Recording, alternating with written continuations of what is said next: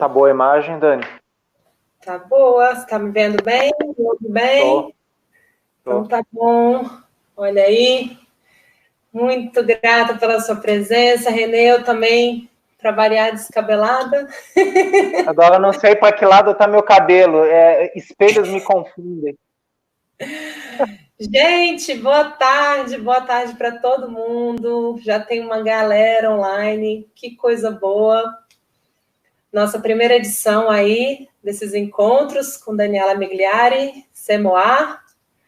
Renê, muito feliz de ter você aqui, cara. É uma alegria, você é uma referência. Estou vendo que você está bem acompanhado aí atrás de você, né? Bert Hellinger. Sim, sei.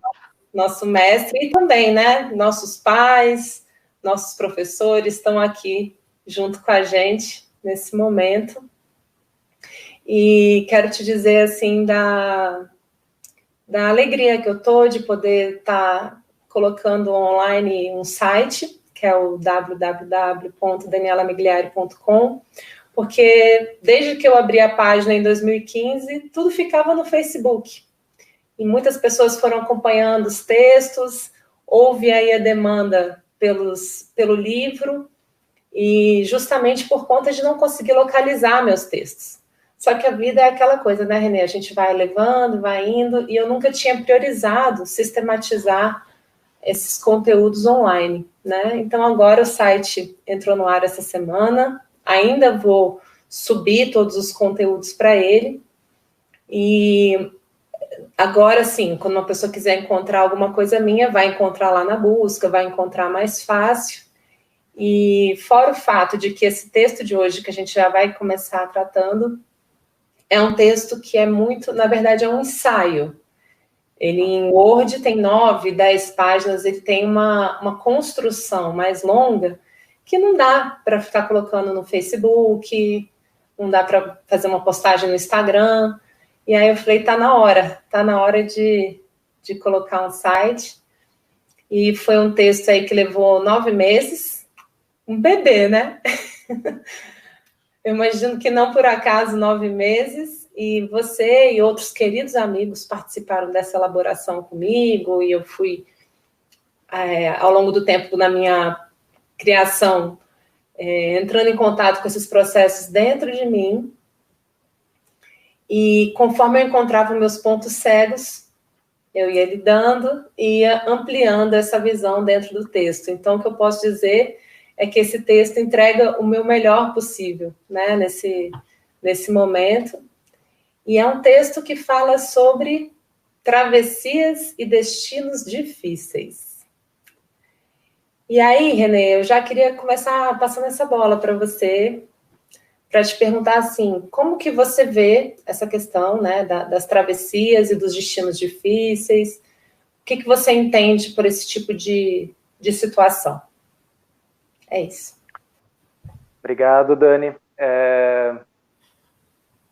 Agradecer esse espaço de reflexão, de bate-papo, de troca, e, logicamente, a possibilidade de poetizar contigo, né? De permitir que nessas travessias a gente possa fazer poesia, a gente possa refletir, possa ver possibilidades na dor, na cor, no amor, né? E como isso vai se entremeando aí. Eu pude ler várias vezes o seu texto porque você foi transformando ele, né? Então, é um trabalho de transmutação constante. E incrível como, às vezes, uma vírgula muda o tempo, o espaço daquilo que é colocado, né? E travessias e destinos difíceis. Eu fiz uma pergunta aqui, depois eu faço ela para você, é uma provocação, né? Dentro do seu texto. Mas eu penso muito no trabalho, logicamente esse é o trabalho que eu faço, de psicoterapeuta, psicanalista. Eu penso muito nos percursos de uma análise, né? Inclusive, puder também se apresentar, desculpa que acho que é um nervoso aqui, eu não te apresentei, perdão. Não, tranquilo, a gente tá como é? No desenfrear de lives, a gente já nem se apresenta mais, a gente vai falando.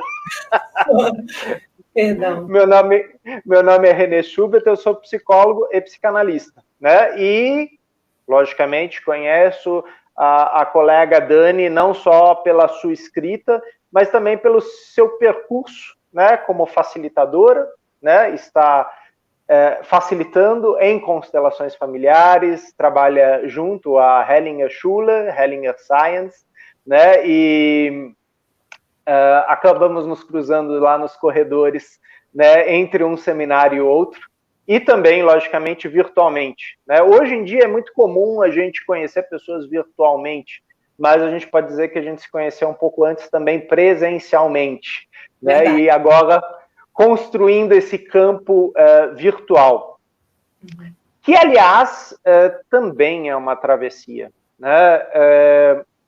Como sair deste presencial, desse somático, desse abraço, desse toque, e ir para a conexão virtual, que é uma conexão, é uma troca, mas com limitações. Com várias outras possibilidades, mas com limitações, e nós estamos discutindo isso muito hoje, né? Quais são os limites, quais são as possibilidades de atendimentos, de grupos, de aulas, de reflexões, até onde elas vão, até onde vai o nosso alcance como terapeuta, como facilitador, como analista, como psicoterapeuta, né, como escritor, né, e assim por diante. E voltando, travessias e destinos difíceis, eu acho que essas duas palavras, elas cabem muito bem junto. Quantos de nós, e eu me incluo nisso, ok? Caminhávamos pela vida alienados de nós mesmos. E, às vezes, pela dor, às vezes, pelo amor, muitas vezes pela dor. Tropeçamos em nós mesmos.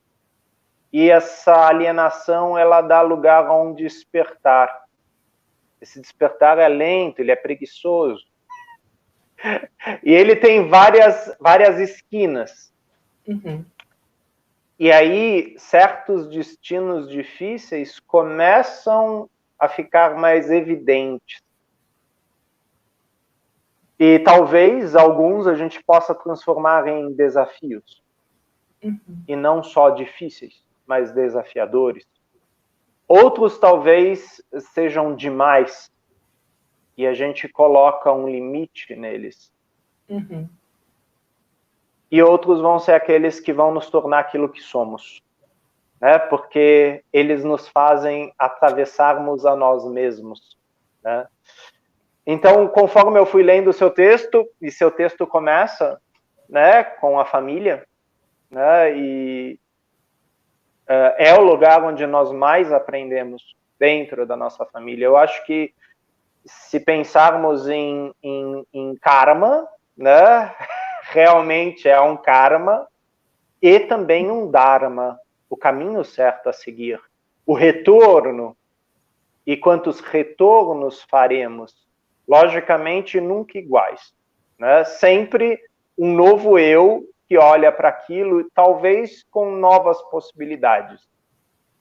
E quando falamos de destinos difíceis, quantos destinos difíceis, né? E eu não sei se você de repente quer elencar algum aí, né? Mas isso foi uma primeira introdução.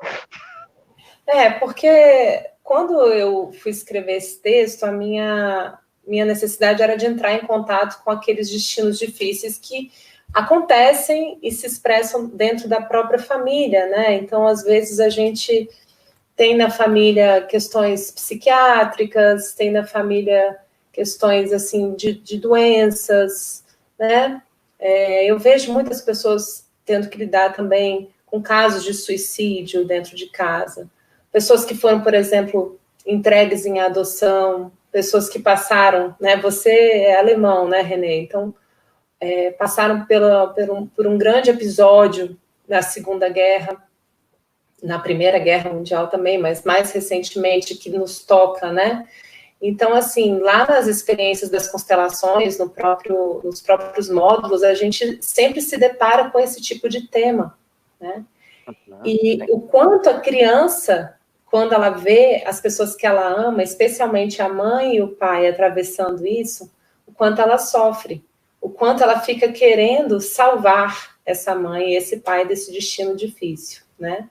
E como que a gente consegue, depois, na vida adulta, perceber que nós somos, como é que a gente vai dizer, impotentes, né? E que essa impotência é algo bom, é algo que vai me colocar no meu lugar, e eu entrar em contato com a realidade dessa impotência é o que vai me permitir chorar, viver o lamento, viver, enfim, deixar escorrer aquela tristeza que vem, porque somente assim eu consigo tomar o presente que vem logo depois, que é a força da experiência, que é enfim, o aprendizado que vem de tudo isso daí, né?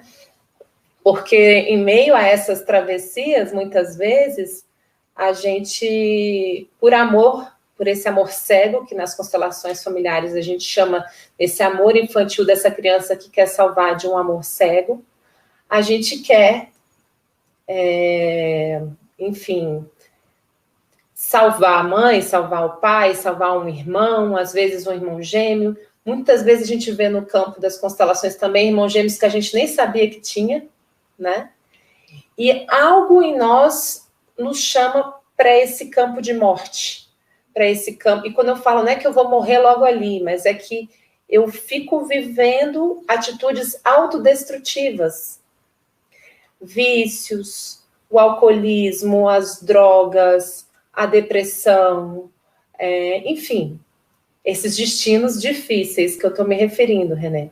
Então, quando você tem um destino desse difícil na sua família, como é que, em meio a esse destino difícil, você vai se permitir ser mais feliz do que seus pais foram, ser mais feliz do que, às vezes, um irmão que está numa instituição psiquiátrica ou que morreu, enfim, né? Alguém que sobrevive, por exemplo, de um acidente de avião. Todos os outros morreram, essa pessoa sobrevive. Como que ela se permite, né, ser feliz? Por que eu? Por que eu? Né? Então, a gente chama isso nas constelações de má consciência, né? Daquele momento assim que a gente vai além, justamente com a intenção de fazer valer todo o esforço desses antepassados, né? Tudo isso que aconteceu. Será que eu realmente não estou vivendo uma honra, até naquele vídeo que você me enviou, uma honra deslocada, ao querer repetir o sofrimento de quem veio antes de mim? Ou eu posso honrá-los de uma outra forma, René? O que você pode falar com a gente sobre isso? Se eu conseguir atravessá-los, sim. Né? E aí é um ponto.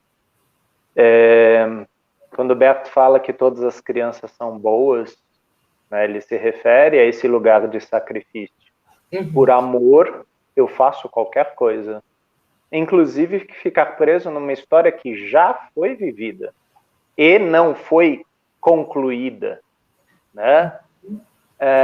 E você usa uma palavra muito forte aí, impotência, né? E essa impotência às vezes acompanha o sistema. A bala atravessa-me o crânio no momento em que eu estava para fazer algo. E exatamente nesse instante, a intenção era: preciso resolver isso. E como isso segue? Como é o momento de minha concepção, e como é o momento de minha morte, e como isso, por uma questão até de campo, passa entre os nossos antepassados, de pai para filho, e o quanto, de repente, eu me sinto na obrigação de resolver esta tarefa. E nisso eu estou preso, sim, a uma lealdade infantil, né, a uma lealdade invisível, porque aquele sacrifício já foi pago. E aquela inconclusão ou seja, não é para ela ser concluída, ela é uma inconclusão. Mas, na lógica infantil, eu preciso completar a figura, eu preciso retomar aquilo lá, né? Agora, seria interessante eu conseguir entrar nesse lugar de vulnerabilidade e aceitá-lo. E aí entra uma coisa que muitas vezes o Hellinger falava, né, da Anmaßung, da presunção, da prepotência, né, de querer concluir pelo adulto. Uhum. Eu faço isso por você, papai. Eu faço isso por você, mamãe. Uhum. Logicamente, a gente está falando de uma dinâmica inconsciente. Tá? É uma dinâmica muito forte, é um impulso muito forte. Só que, como você pontuou, ele leva à morte. Né? Por quê? Aquilo é uma tarefa já passada. É como se eu estivesse me atrelando a um passado, a um tempo passado, a um fracasso passado, onde o único resultado possível é fracassar novamente. Descolar-me disso, desidentificar-me disso, significa eu aceitar o meu lugar, pequeno em relação àquilo. Aquilo não era a minha tarefa, aquilo não era a minha missão. E aí a gente você não tem nada a ver com isso. Né, René? Esse negócio de aceitar você perder a importância é algo que realmente a gente leva um tempo para soltar essa importância de salvador, né? Da mãe, do pai. Sim, sim. E aí é muito interessante, né? Que o Sigmund Freud, ele usava muito Shakespeare, né?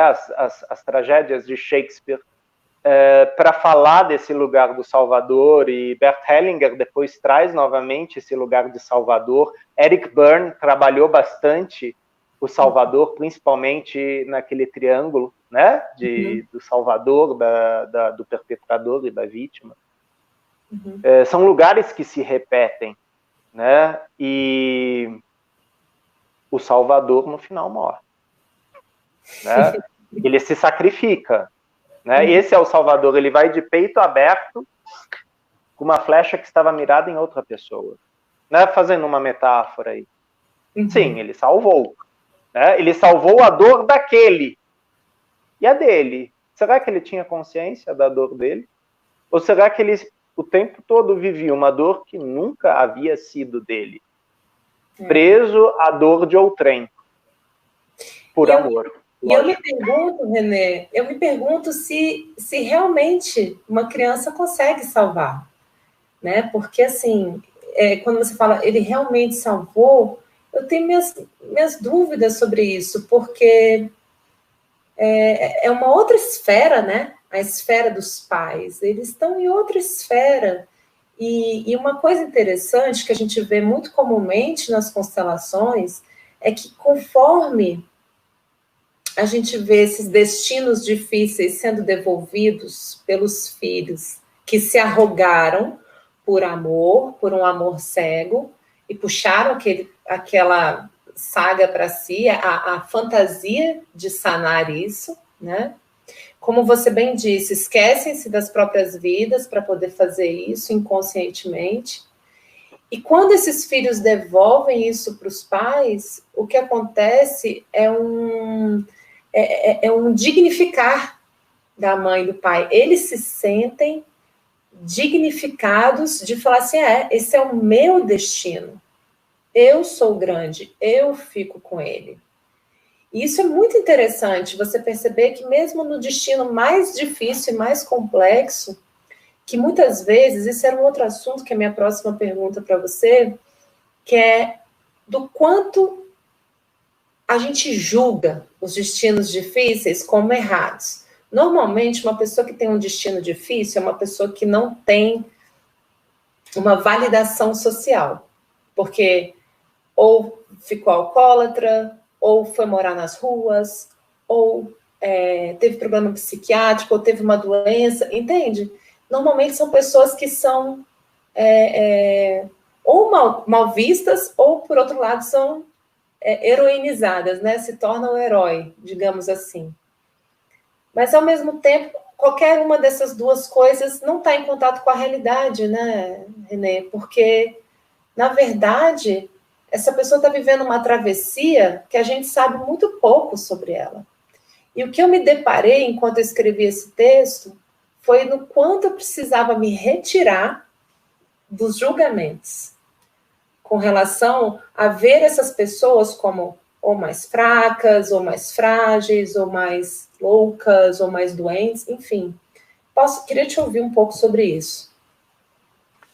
Vivem uma ficção, né? E você vai encontrar muitas coisas dentro da psicanálise falando, né, de como a gente está preso numa ficção, né? Numa realidade alternativa, mas é uma realidade alternativa muito verdadeira em minha mente, né, em meu corpo. Eu sinto uma urgência para cumprir aquilo, né? E às vezes eu até entrevejo o real, mas eu volto para a minha ficção. A minha ficção, ela me traz um conforto de uma história conhecida, né? Repetidamente conhecida.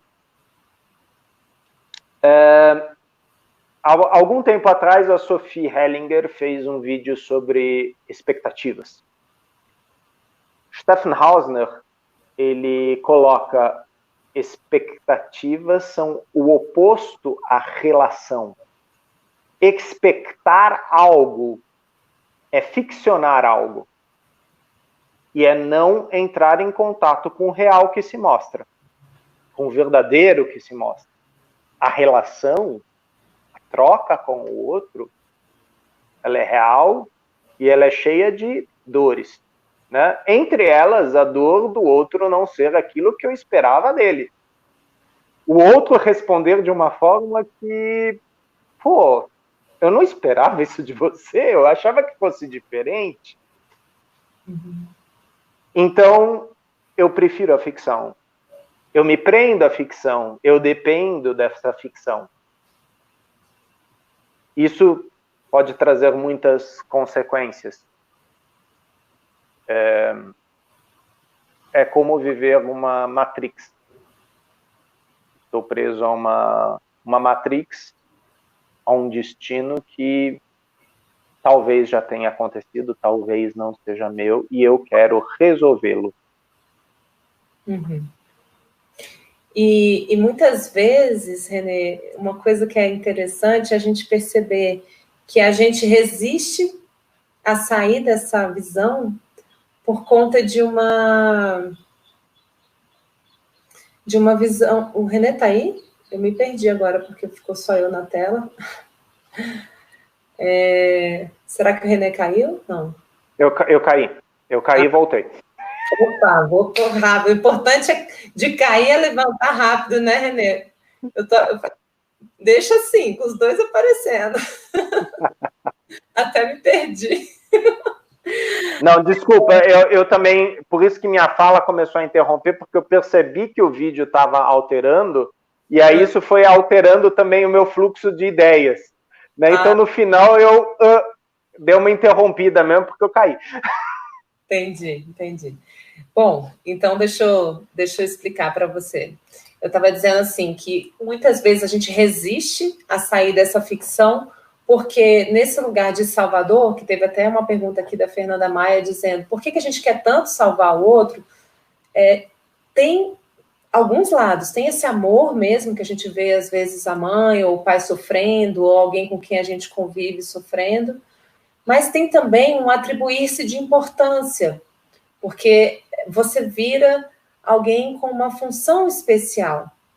E você abrir mão dessa narrativa do drama, da dor, do sofrimento, tá, o que eu vou fazer agora com isso? Vou olhar só para mim? Vou fazer o quê com a minha vida? Porque muitas vezes essas narrativas se tornam uma distração para a gente não focar na nossa própria vida, e abrir mão dessa ficção nos faz ter uma sensação de que a gente perde a importância.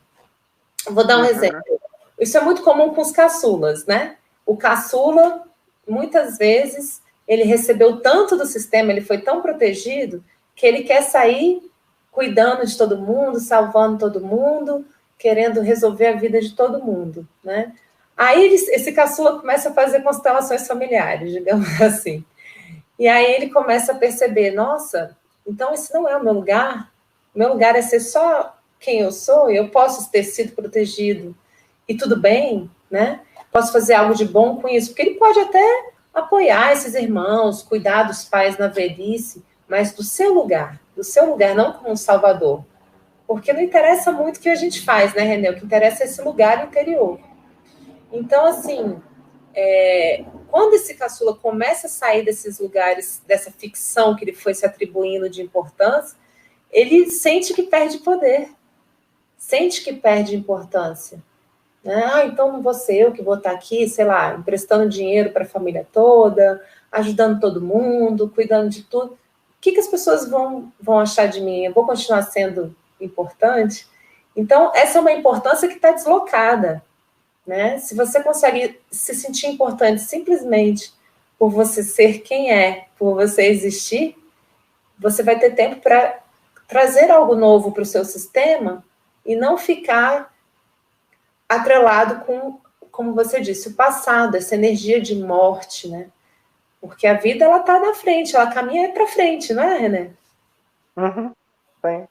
E aí entra de forma muito bela, tanto Winnicott como Lacan falavam muito, né, da relação da criança com sua função materna, com sua mãe, né, ou aquela que fez esse papel. Mas especificamente aqui eu vou falar, por exemplo, da Dani, do René, que antes de terem nascido já eram falados. Ou seja, nós não éramos falantes, éramos falados. Já existia um significado para nós. Já tinham construído como ia ser nosso quarto, qual ia ser nossa profissão, quer dizer, já havia todo um expectar, toda uma expectativa. Esse é o primeiro, esse é o segundo, esse vai substituir essa perda, esse vai vir num bom momento, esse está vindo num mau momento, a gente sabe a força que isso tem. E a questão é, de um ser falado, eu me tornar um falante. Ou seja, quando eu digo eu, René, eu realmente ter a intenção de falar deste lugar de René. Automaticamente, todas as consequências são minhas. Agora, se eu vivo uma ficção, às vezes eu tenho essa importância que você falou e eu terceirizo certas coisas, eu deixo certas coisas baterem, né, nas paredes ou em outras pessoas, né, porque o destino não é meu. Eu deixo a vida me levar. É diferente de construir a minha vida. E isso tem a ver com frustração, isso tem a ver com renúncia, isso tem a ver com, sim, meditar sobre a morte, meditar sobre a finitude, a minha, né? E não a dos outros. Logicamente, a dos outros serve como exercício de metáfora, de reflexão, mas é a minha, as minhas frustrações, as minhas coisas onde eu vou tropeçando e vão me ensinando, né? Que vão dando uma importância que não é do outro, mas é minha. Né? É a minha história, né? É a minha história, é a minha travessia, né? Mas para eu falar de travessia, e aí me vem muito forte a Lewis Carroll, né, falando de Alice através do espelho, porque Alice, quando atravessa o espelho, atravessa a própria imagem dela, ela atravessa a expectativa que ela tinha dela. E aí você tem o mundo de ponta cabeça, porque ela vai para a fantasia para o quê? encontrar-se real. Lewis Carroll usa muitos paradoxos, né? E tanto no País das Maravilhas como através do espelho você vê a menina tornar-se mulher. Você vê aquela que é filha de alguém tornar-se o nome, Alice. Simplesmente Alice. Né? E, logicamente, isso é um percurso gigantesco. Eu sempre falo isso, Renê. Eu falo assim, gente, eu estou me danielando. Eu estou querendo virar Daniela, eu estou querendo encontrar o meu verbo. Você já se... Renê, como é que eu posso te chamar, Renê, seu verbo? Renear? Já se reneou? Sim, sim. É interessante porque este nome, o Renê, provém de Renato, que é renascido. Né? Então é interessante esse porque tem a ver também com as travessias. Refazer, renascer, né? O sempre volta ao de novo, repetir. Né? A questão é, eu repito a ficção ou eu repito uma renovação de mim toda vez. E aí entra, estou alienado ou estou desperto. Né? E, logicamente, nós estamos falando aqui de percursos. Né? Eu sei, Daniela, que muitas pessoas, de repente, vão falar, não, isso não é fácil. Não, isso não é fácil. Né? Isso é um trabalho que, logicamente, pessoas têm formas diferentes de fazer esse trabalho. Eu falo do lugar da análise, da supervisão, da terapia, da constelação, né? Do constelador, do facilitador que passou por um curso e fez as suas constelações, supervisionou as suas constelações para ir se aprimorando ou para cada vez mais habitar a sua carne, né? E aí entra bem o que você falou, danielar-se, quer dizer, tornar-se a si mesmo, né? Logicamente, nós sempre vamos ser filhinhos da mamãe e filhinhos do papai no sentido de termos uma origem, nós viemos de um lugar, sim, e nós honramos esse lugar. Tornar-se a si mesmo não é negar esse lugar, é respeitá-lo e honrá-lo. Mas, apesar de vocês, eu vou seguir o meu caminho. Não é fácil. Dá um frio na barriga, né? Ô, Renê, falando em frio na barriga, eu queria entrar já logo assim numa parte bem intensa deste ensaio. Pessoal, o ensaio, não sei se você consegue colocar, não estou conseguindo comentar aí, Renê, de colocar de repente o link do texto, ele está no www.danielamigliari.com. E esse ensaio, ele tem um momento em que eu trago um vídeo de referência, que é um vídeo duríssimo de assistir, né? Que ele já rodou por aí, que tem 2 servinhos, né? Tem um servinho menor entrando no rio, e aí ele está nadando, e de longe, eu lembro que quando eu recebi da primeira vez, seria a mãe, né? A mãe, eu não sei se é a mãe, se é o pai, se é o irmão, ou se é simplesmente um outro bicho do bando, mas quando eu recebi como uma referência a mãe, vê os crocodilos se aproximando desse servinho e entra no rio entre os pequenininhos e se entrega, né, para os crocodilos.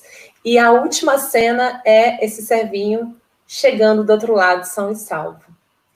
E assim, é isso que eu chamo às vezes de destinos difíceis, que a gente vê aquele ser amado, né, sendo engolido pelas circunstâncias, seja de um vício, seja de uma história qualquer complexa que teve na vida, na nossa família, e eu consegui olhar para aquilo com dignidade, olhar para aquilo sem pena, sem... Lógico que, poxa, se você é filho, você vai chorar, você vai sentir, você vai sofrer, você vai ter o luto, você não pode passar por cima disso. Só que junto com esse luto, eu consigo ver também a dignidade, a força que tem, o fato de que essa vida que eu estou chegando do outro lado da travessia segue viva em mim, né? E será que eram crocodilos mesmo? Será que o que eu estou chamando de destino difícil é difícil mesmo? Ou é aquilo que quando eu vou conferir uma dignidade para aquele ser naquela travessia, ele vai até se sentir dignificado? Olha, não foi tão difícil assim, não. Foi como foi. Foi assim. E aí a gente... O que acontece, Renê? Olha aí o ponto-chave. Quando você confere essa grandeza toda para esse destino, e você percebe sem julgar, sem intenção, este ser realmente toma a grandeza que ele tem. Você consegue realmente ver essa mãe e esse pai como grande? Você realmente quer dar o braço a torcer de que ele é o grande, você é o pequeno? Porque tem um soltar e um desistir em ser o pequeno, em perder essa importância, né? Em satisfazer-se com ser o pequeno. Isso é uma história boa, né, de olhar, porque aí, o que você encontra do outro lado dessa travessia? Desse reconhecer, cara, tu é a grande mesmo. Eu achei que era eu, mas não sou. Então você sai dessa arrogância infantil, desse amor cego, mesmo que fosse na melhor das intenções, tem uma arrogância que habita esse lugar aí. E aí, lá do outro lado, o que você encontra? O seu lugar. Tão somente o seu lugar, a sua autorresponsabilidade, o seu livro com as páginas em branco para você escrever e suportar todo o sucesso, todo o fracasso, sucesso, né? Enfim, o autorresponsabilizar-se sem ter mais ninguém a quem culpar. Ah, eu sou tão infeliz porque eu tive um pai assim, assim, assado, uma mãe assim, assim. A gente vai acreditando nessas narrativas e deixando de se responsabilizar, né? Enfim, essa travessia dos crocodilos, o que você acha disso? Me vem bastante a reflexão, até voltando um pouco o que você falou, né? Isso a gente às vezes vê, tanto terapeuticamente quanto dentro das constelações familiares. Às vezes a criança pega um destino difícil, não dos pais, ela pega dos avós ou dos bisavós. Uhum. Porque os pais, os avós e bisavós recusaram. E aquilo foi passando adiante. Eles o quê? Recusaram. Né? Recusaram olhar para isso. Recusaram incluir isso. Recusaram dignificá-lo. Então, alguns destinos difíceis, se você olhar e falar sim com consciência, eles são difíceis e são só seus. Só que você tem consciência dele. Esse também é uma tarefa extremamente difícil, porque você não tem como devolver a bola. E aí entra a cena, né, que você estava falando. Nós somos animais de bando, e alguns conscientemente vão se sacrificar pelo bando, pelo coletivo. Se eu aceito e reconheço isso, sem culpa, sem mágoa, ou sem exigir algo daquilo, né? Talvez uma importância maior, ou o que quer que seja, talvez as coisas sigam. Aquele sacrifício, ele tem lugar. E aí vem a palavra sacrifício, né? Brincando um pouco. O sacro, o sagrado, é um ofício, é um fazer sagrado. Porque ele é feito pelo bando, ele é feito pela comunidade, ele é feito pela sobrevivência dos que virão. O nosso sistema familiar, ele é um sistema de preservação. E sacrifícios serão feitos para que se vá adiante. Alguns sacrifícios são muito difíceis. Porque às vezes, pelo meu bando, eu coloco em risco outro bando. E aí a gente entra no tema da guerra, por exemplo. Quando eu nomeio, e aí entra um pouco o Renato Russo, lembre-se sempre que Deus está do lado de quem vai vencer. Eu, de repente, uso uma entidade superior para validar a violência, para validar a banalização da vida, né? E aí a gente tem tantas ficções diferentes entrando, tantos abusos diferentes entrando. Lembrando que estamos falando aqui do eu, né? Vou fazer assim, o eu que está incluído na família, o sistema familiar, que está incluído na sociedade, está incluído numa cultura, está incluído no planeta Terra. Quer dizer, quantas diferenças, né? Quantas características opositivas, ambivalentes. E como é difícil integrar isso. Então, a inclusão e a integração, ela passa, sim, pela exclusão e pela segregação, no sentido de tomada de consciência. Eu chegar aqui e dizer, não, eu integro, eu incluo a todos vocês, se eu falo isso, é porque eu sei o que é excluir, eu sei o que é segregar, porque eu já fiz. Porque para chegar nesse ponto de incluir, é porque eu excluí. Com certeza. E assim, Renê, tem aqui uns comentários bem interessantes. O Bruno, obrigada, Bruno. Bruno Queiroz colocou aí nos comentários o link para o texto, e ele colocou também que existe um filme chamado Sacrifício do Servo Sagrado, que mostra o sacrifício como salvação de um sistema. Ao máximo, o nosso super operador aqui já colocou o comentário. Tá, esse servo sagrado que é sacrificado, mesmo que seja num sacro ofício, para aquele que fica e assiste o sacrifício de longe, como é que faz para ficar? Sem culpa. Essa que é a questão, né? Como transformar culpa em responsabilidade? Porque são diferentes, né? Na culpa existe um grande perigo de vitimização, né? E na vitimização existe aquilo que você falou, atrelar-se importância.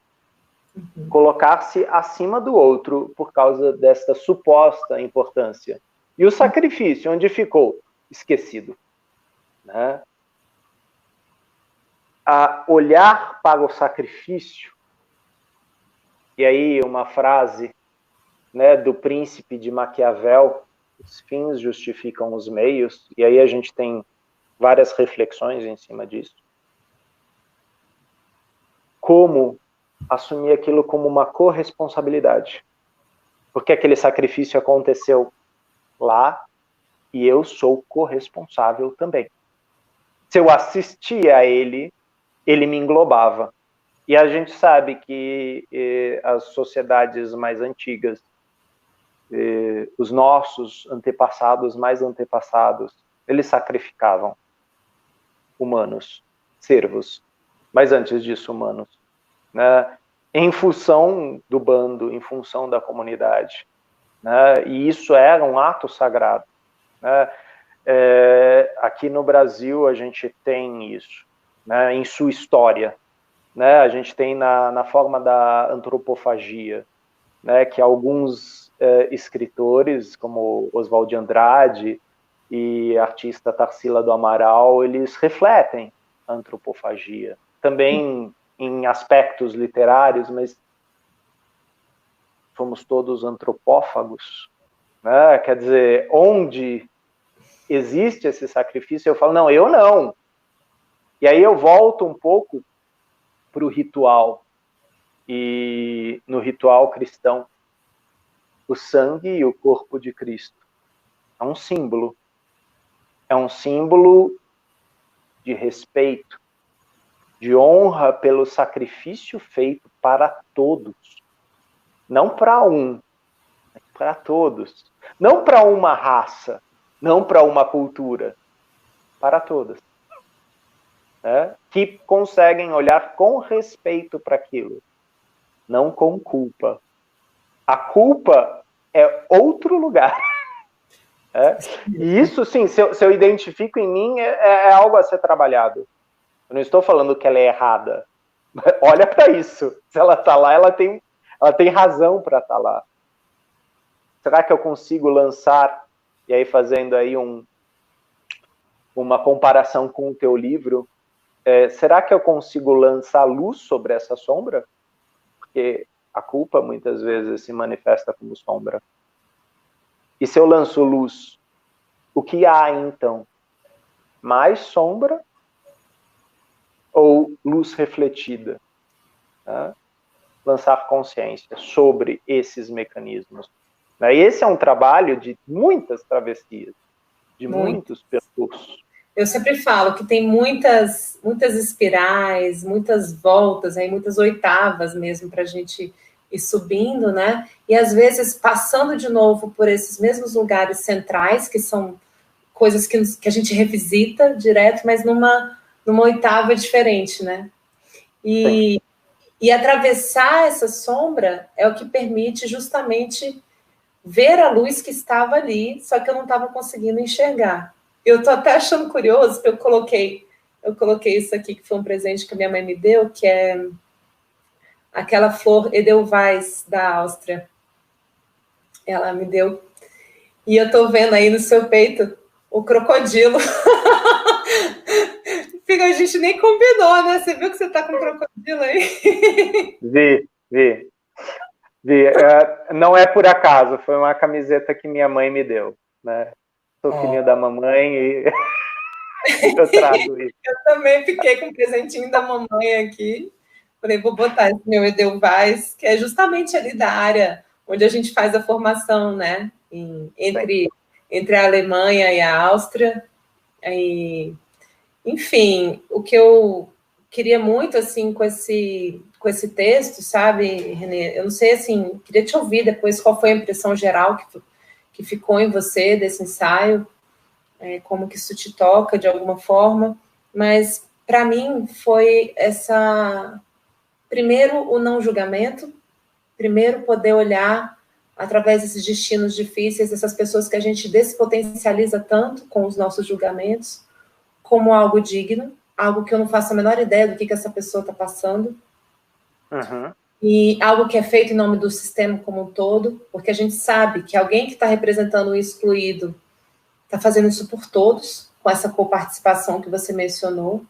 E muitas vezes, se essa pessoa morre, um descendente pode passar a representar aquela mesma energia, e isso vai passando de geração em geração até que alguém olha e reconhece essa pressão inconsciente que demanda por um olhar, né? Então, se você consegue olhar para essa pessoa que manifesta isso com essa grandeza, com essa dignidade, entendeu? Ao invés de você enxergá-lo como um pária, algo assim, já é um grande movimento. E aí você começa a olhar para essa pessoa, como o nosso mestre nos ensinava, Bert Hellinger, é um outro amor. É um outro lugar em que você consegue ver sem intenção, sem julgamento, é o que é, e aí você consegue observar que aquilo ali estava sendo feito em nome de todos, né? E que você, ao reconhecer isso, você consegue não precisar repetir, não precisar... Porque quando você julga, tudo que você julga e tudo que você se coloca acima,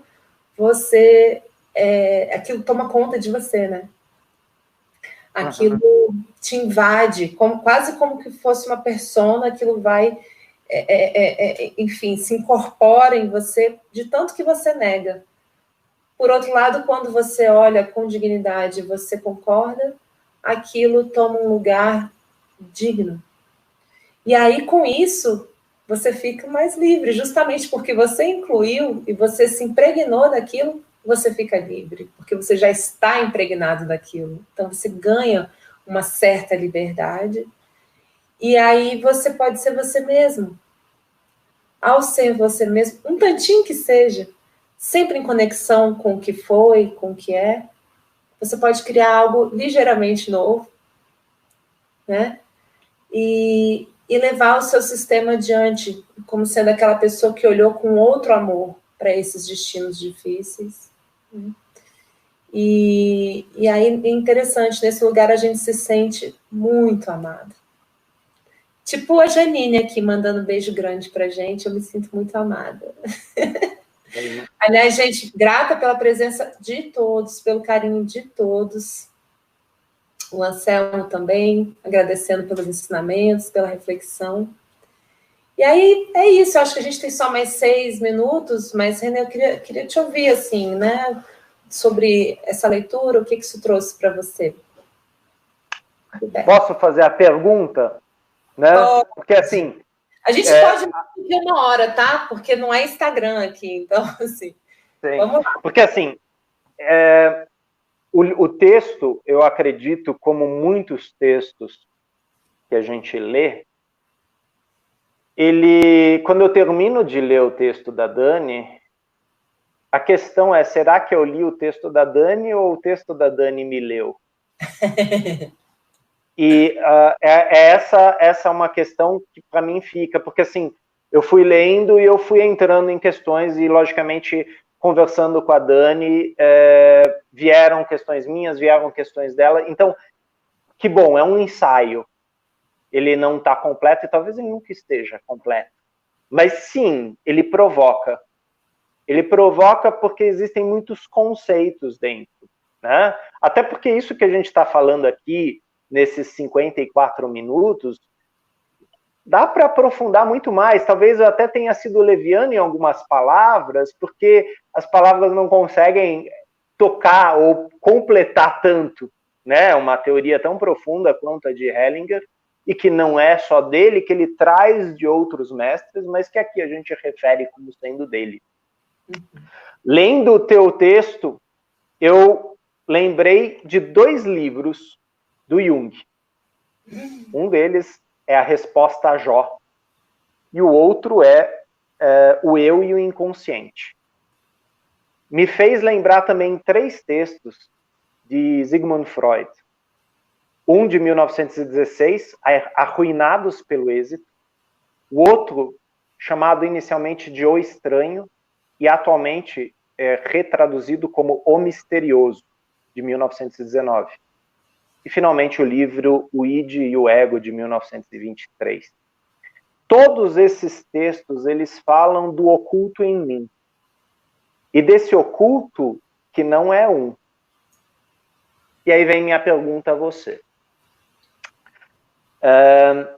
A travessia de destinos difíceis, ela é feita sozinha ou na companhia de teus fantasmas, de espectros, entes por vezes doentes, sombras que lá estão e são projetadas por uma luz distante? A minha colocação. Olha, quando que você escreveu isso, Renê? Pelo amor. 15 minutos antes da gente começar. Mas assim, eu estou lendo o seu texto já faz algum tempo, então... Eu fiquei até vermelha, porque eu fiquei com vontade de chorar aqui. Não, logicamente, eu não fiz essa provocação para você respondê-la. É uma provocação. Né? E eu acredito que é uma provocação para mim mesmo também. Né? Porque você me fez chorar.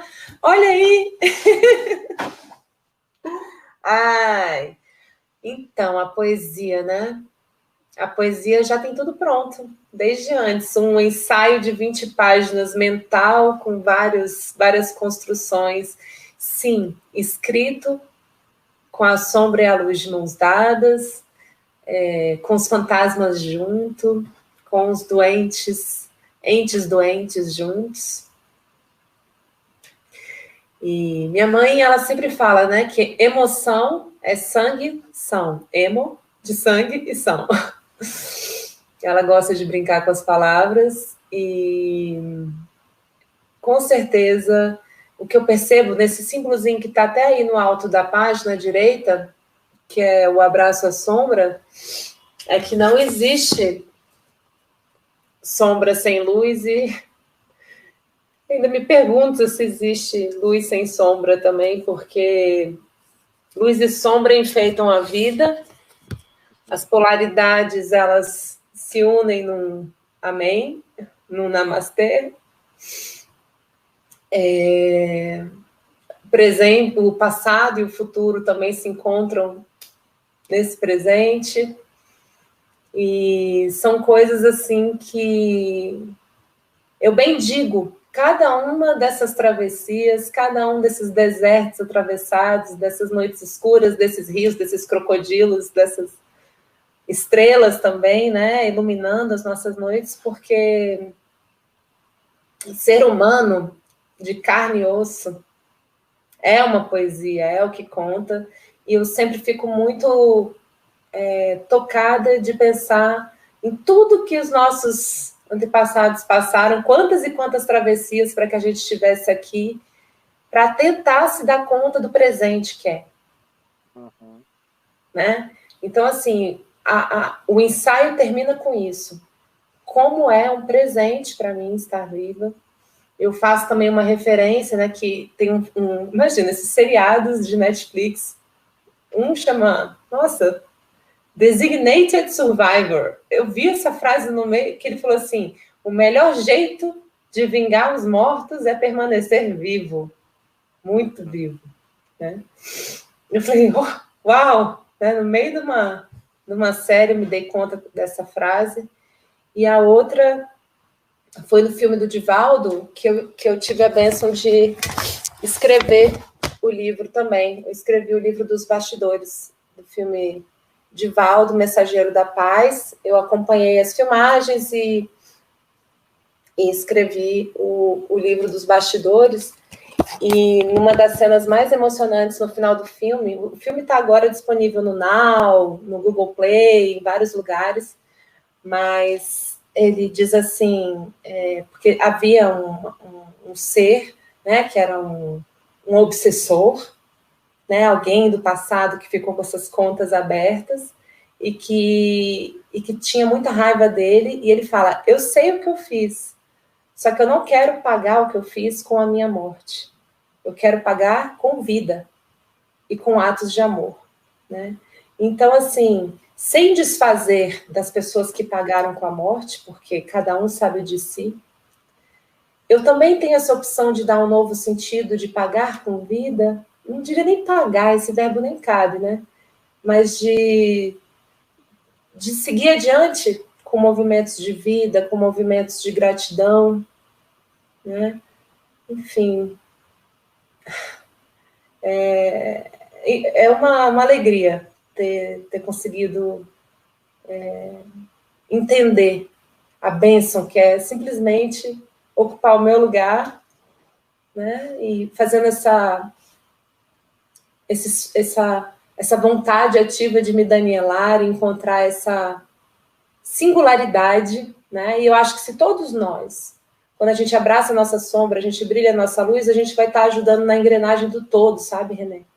Tem um lugar para todos, todas as pecinhas são únicas e específicas e fazem diferença, eu sempre falo isso. E eu gosto muito de uma frase da Marianne Williamson que ela fala, não tem nada de bonito em se encolher, em bancar o pequeno. Brilhe, né? Brilhe, sem economias. E eu tenho certeza. E sabe quando é que eu senti isso, René? Eu senti isso quando eu vi um dia minha filha, um dos meus filhos me superando e eu falando, é isso aí, sabe? A vida anda para frente, eu poder olhar para eles e falar assim, que bom que eu consegui resolver isso aqui, para que eu pudesse deixar eles um tantinho mais livres. Tudo que a gente faz é pelos nossos filhos e pelos nossos frutos, os livros que a gente deixa, os trabalhos que a gente desenvolve são filhos também.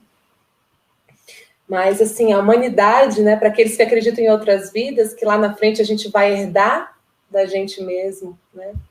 Se não, simplesmente ter a abnegação daqueles homens que plantaram há 100, 150 anos atrás as árvores de tâmaras, para alguém dali a 150 anos poder saborear uma tâmara. Quem já comeu aquela tâmara jumbo? É muito bonito, né? A gente pensar que a gente recebe tanto e que a gente pode dar tanto também. Desculpa que eu desci ladeira abaixo aqui com a sua poesia. Não, e essa tua palavra, né, a gente percebe o quanto o Hellinger trabalhou para mostrar o poder dessa palavra gratidão, Dankbarkeit, gratitude, né? Eu ser grato. E eu me lembro de muitas constelações, né, onde se olha para os antepassados e se fala, não foi em vão. Com minha vida, honro a cada um de vocês. Viro as costas e sigo em frente. É isso aí. É isso aí. Eu quero te dizer que eu agora olho para você, René, e vejo, né, sua mãe, seu pai, todo esse clã maravilhoso que te antecede. O meu aqui também está aqui comigo, e olho o teu. E eu agradeço por esse encontro, com todo o meu carinho. E eu me sinto muito honrada de, ao você ter lido meu texto, ter se sentido lido também, porque eu acredito que sim, acredito que esse texto lê. E é uma entrega, né? Essa bola de ouro, né? É uma bola dourada, bola de ouro? Como que bola dourada. Essa bola... Münchhausner. Borges von Münchhausner. Uma bola dourada aí para o pessoal. Está nesse livro aqui. Peraí, agora, deixa eu ver se a minha marcação ainda está aqui. Mas no Sempre Sentimos Leveza. Olha o círculo inconcluso que fica aberto. Eu adoro esse círculo aberto aí. Exato. Agora o negócio vai ser encontrar poesia aqui, né? Mas eu tinha te falado mais assim para explicar o conceito mesmo da bola dourada. Sim. A Bola Dourada é uma poesia de Boris von Münchhausner e Hellinger atrás como uma forma de falar o que passa para frente. E o que passa para frente não volta. Segue de pai para filho. Né? E na poesia, o pai olha emocionado para a bola dourada que segue à frente para o seu neto e bisneto. E ele não a quer de volta. Ele sabe que a vida segue em frente sempre. Então, isso também é importante para a gente saber dos sacrifícios, né, que foram feitos para que estivéssemos aqui agora, nessa live, com tantas pessoas maravilhosas, com a ajuda aí do seu marido, que deu tornou isso possível também no backstage aí, né? Tantas pessoas envolvidas. Ele que ficou colocando esses... Mas eu sempre brinco com ele, falo, Máximo, se eu represento as palavras da poesia, você é o papel. Sem você eu não consigo imprimir nada. Olha ele ali. Grato, queridos. Então é isso, que esse ensaio que está aí no site chegue para todos como um contributo da minha alma, do meu clã, do meu sistema todo, como uma bola dourada que passe adiante, que leve muita paz, muita compreensão para todo mundo. E assim eu agradeço, pessoal, agradeço a presença de todos.